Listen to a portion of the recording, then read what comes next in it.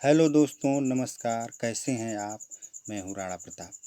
RRP online education channel में आप सभी का तहे दिल से स्वागत है। दोस्तों, आज हम जिस टॉपिक के बारे में आपसे बात करना चाहते हैं उस टॉपिक का क्या नाम है? वर्णमाला। मित्रों, यह एक ऐसी टॉपिक है जो किसी भी प्रतियोगी परीक्षा की दृष्टि से बहुत ही उपयोगी है।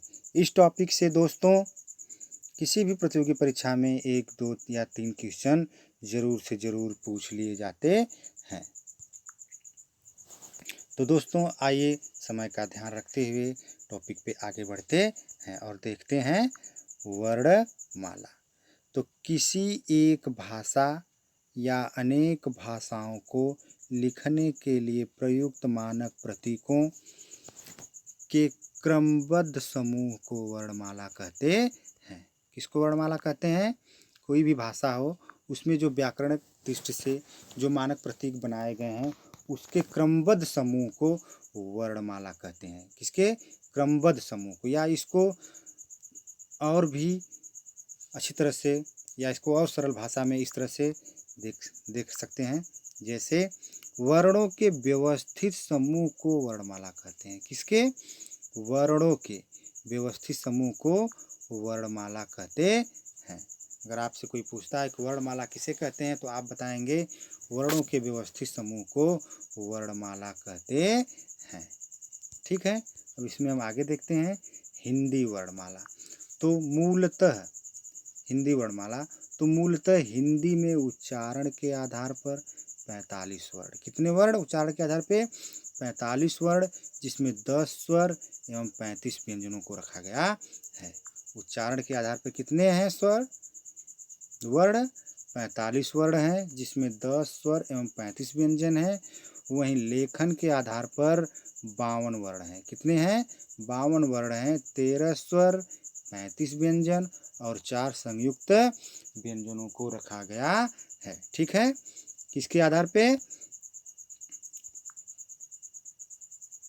लेखन के आधार पर 52 वर्णों को रखा गया है, जिसमें 13 स्वर, 35 व्यंजन और 4 संयुक्त व्यंजन हैं। ठीक है दोस्तों, अब इसमें आगे देखते हैं हिंदी वर्णमाला को कितने भागों में बांटा गया है? 2 भागों में बांटा गया है। पहला है स्वर और दूसरा है व्यंजन।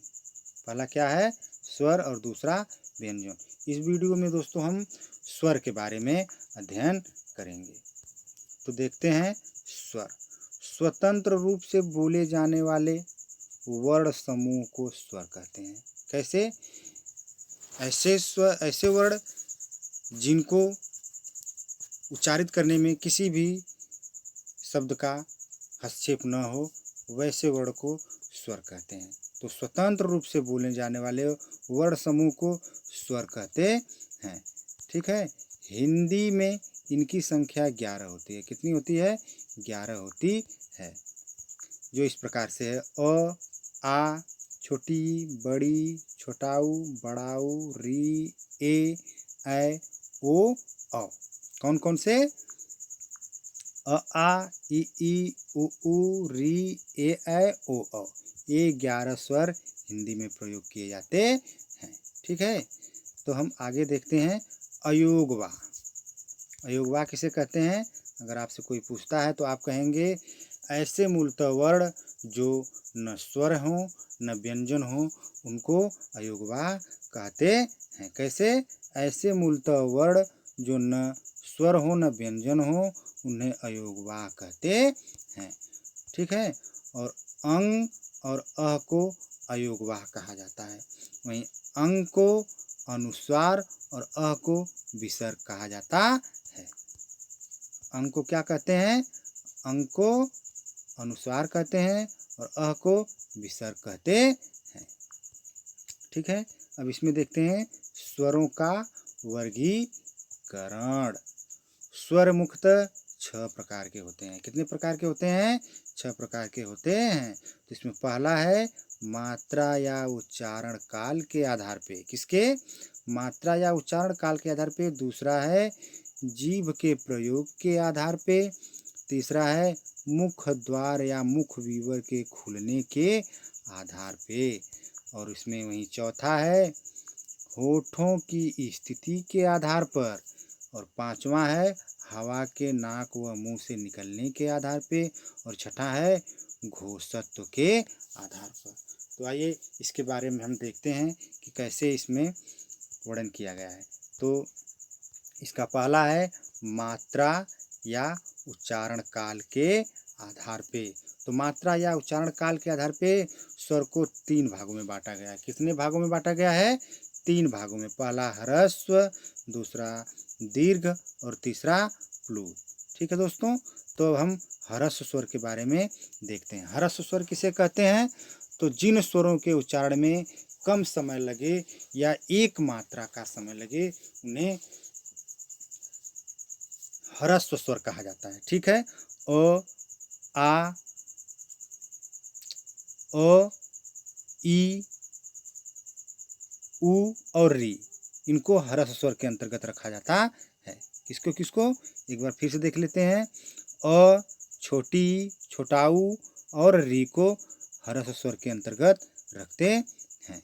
अब दीर्घ स्वर। दीर्घ स्वर किसे कहते हैं? जिन स्वरों के उच्चारण में ह्रस्व स्वर से ज़्यादा समय लगे या 2 मात्रा का समय लगे उसे दीर्घ स्वर कहते हैं। आ, बड़ी, बड़ाऊ, ए, ऐ, ओ, औ, इन स्वरों को दीर्घ स्वर के अंतर्गत रखा जाता है। वहीं तीसरा है प्लुत स्वर। प्लुत स्वर ऐसे स्वर जिनके उच्चारण में दीर्घ स्वर से अधिक समय लगे या 3 मात्रा का समय लगे उसे प्लुत स्वर कहा जाता है। ठीक है इसे दोस्तों, इसको क्या कहते हैं? प्लुत स्वर कहते हैं। किसी को पुकारने या नाटक संवादों में प्लुत स्वर का उपयोग किया जाता है। इसका उदाहरण है ओम, राम, ऐसे स्वरों को प्लुत स्वर कहते हैं। ठीक है, अब इसमें आगे देखते हैं। दूसरा, जीभ के प्रयोग के आधार पर। तो जीभ के प्रयोग के आधार पे स्वरों को 3 भागों में बांटा गया है। अग्र स्वर, मध्य स्वर और पश्च स्वर। कौन कौन? अग्र स्वर, मध्य स्वर और पश्च स्वर। अग्र स्वर किसे कहते हैं? ऐसे स्वर जिनके उच्चारण में जीभ का अगला हिस्सा कार्य करे उसे अग्र स्वर कहते हैं। इसके अंतर्गत छोटी, बड़ी, ए और ऐ को रखा गया है। किसको किसको रखा गया है? छोटी, बड़ी, ए और ऐ को अग्र स्वर के अंतर्गत रखा गया है। अब हम दूसरा देखते हैं मध्य स्वर। दूसरा क्या है? मध्य स्वर। तो जिन मध्य स्वर किसे कहते हैं? तो जिन स्वरों के उच्चारण में जीभ का मध्य भाग काम करे उसे मध्य स्वर कहते हैं। कौन सा काम? कौन सा भाग? मध्य भाग काम करे उसे मध्य स्वर कहते हैं। इसके अंतर्गत अ को रखा जाता है। किसको रखा जाता है? अ को। वहीं तीसरा है पश्च स्वर। पश्च स्वर किसे कहते हैं? तो जिन स्वरों के उच्चारण में जीभ का पश्च भाग या जीभ का पिछला भाग कार्य करता है उसे पश्च स्वर कहते हैं। आ, छोटाऊ, बड़ाऊ, ओ और औ को पश्च स्वर के अंतर्गत रखा जाता है। ठीक है दोस्तों, अब इसमें आगे देखते हैं। तीसरा है मुख द्वार के खुलने के आधार पर। मुख द्वार के खुलने के आधार पे, तो इसके आधार पर भी स्वर को 4 भागों में बांटा गया है। कितने भागों में? 4 भागों में। पहला है विवृत स्वर, दूसरा है अर्धविवृत, तीसरा है समवृत और चौथा है अर्ध समवृत। ठीक है, तो हम पहले देखते हैं विवृत। विवृत किसे कहते हैं? ठीक है, तो जिन स्वरों के उच्चारण में मुख द्वार पूरा खुला हुआ होता है उसे विवृत स्वर कहते हैं। इसके अंतर्गत आ को रखा गया है। अगर आपसे कोई पूछे कि विवृत किसे कहते हैं तो आप कहेंगे जिन स्वरों के उच्चारण में मुख द्वार पूरा खुला हुआ होता है उसे विवृत कहा जाता है। ठीक है, इसके अंतर्गत आ आता है। और दूसरा है अर्धविवृत। कौन सा है?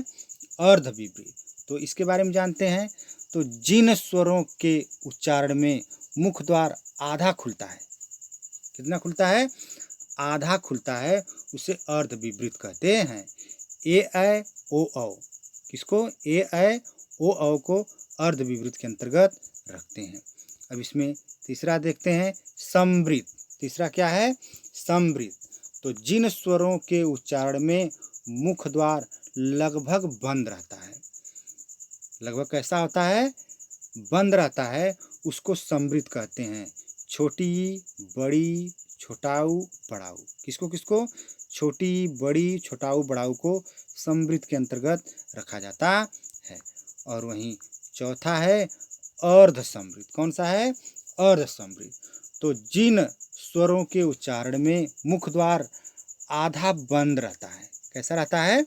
आधा बंद रहता है, उसे अर्ध समवृत कहते हैं।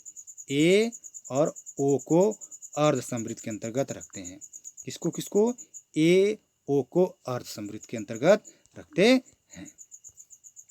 वहीं चौथा है होठों की स्थिति के आधार पर स्वर। तो होठों की स्थिति के आधार पर स्वर को दो भागों में बांटा गया है। कितने भागों में? दो भागों में, अवृतमुखी और वृत्तमुखी। पहला क्या है? अवृतमुखी और दूसरा है वृत्तमुखी। ठीक है दोस्तों, तो हम देखते हैं अवृतमुखी।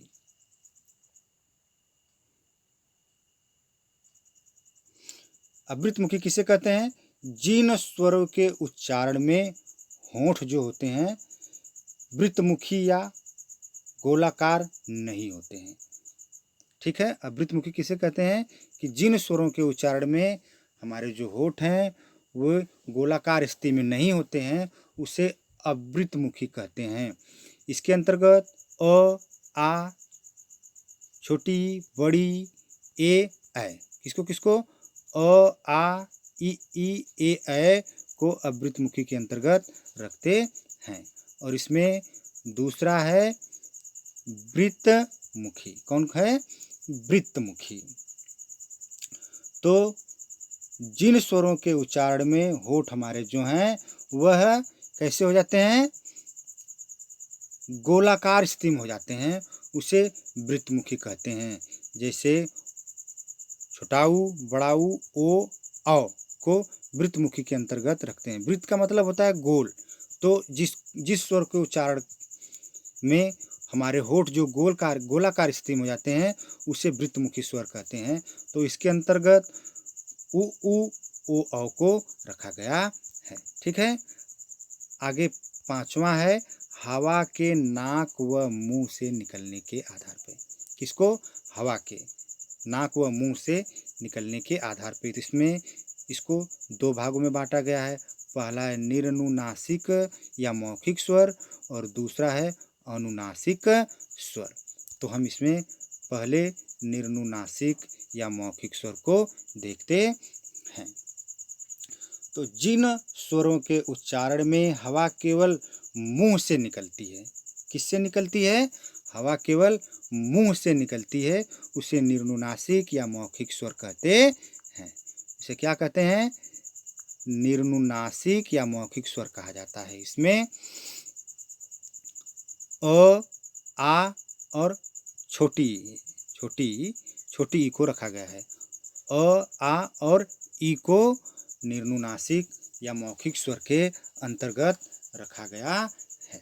ठीक है, अगर आपसे कोई पूछता है कि निरनुनासिक या मौखिक स्वर क्या होते हैं तो आप बताएंगे कि जिन स्वरों के उच्चारण में हवा केवल मुंह से निकले उसे निरनुनासिक या मौखिक स्वर कहते हैं। अब वहीं दूसरा है अनुनासिक स्वर।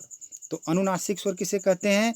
तो जिनके उच्चारण में, जिन स्वरों के उच्चारण में हवा जो है वह मुख और नासिका दोनों से प्रवाहित हो। ठीक है, मुख और नाक दोनों से हवा प्रवाहित हो, उसे अनुनासिक स्वर कहते हैं। इसके अंतर्गत अ पे चंद्रकाठ बिंदी, आ पे चंद्रकाठ बिंदी, ई पे चंद्रकाठ बिंदी, ऐसे जो स्वर होते हैं उसको अनुनासिक स्वर के अंतर्गत रखा जाता है। ठीक है दोस्तों, और इसमें छठवां है घोषत्व के आधार पे। तो जितने भी स्वर हैं सभी सघोष ध्वनियाँ होती हैं। अब इसमें हम बताते हैं घोषत्व क्या होता है। तो जिन स्वरों के उच्चारण में हमारी जो स्वर तंत्रियाँ हैं उसमें जब कंपन की स्थिति पैदा हो तो उसे घोषत्व, सघोष या घोष ध्वनियाँ कहते हैं। ठीक है, जितने भी स्वर हैं सभी ध्वनियाँ सघोष या घोष या घोषत्व होती हैं। स्वर ध्वनियाँ सभी सघोष होती हैं। ठीक है दोस्तों, तो मुझे आशा ही नहीं पूर्ण विश्वास है कि आपको ये हमारी वीडियो अच्छी लगी होगी। अगर हमारी ये वीडियो आपको अच्छी लगी है तो आप इस वीडियो को लाइक करना न भूलें और चैनल को सब्सक्राइब करना भी न भूलें। और दोस्तों कमेंट ज़रूर करें, क्योंकि कमेंट से हमें मोटिवेशन प्राप्त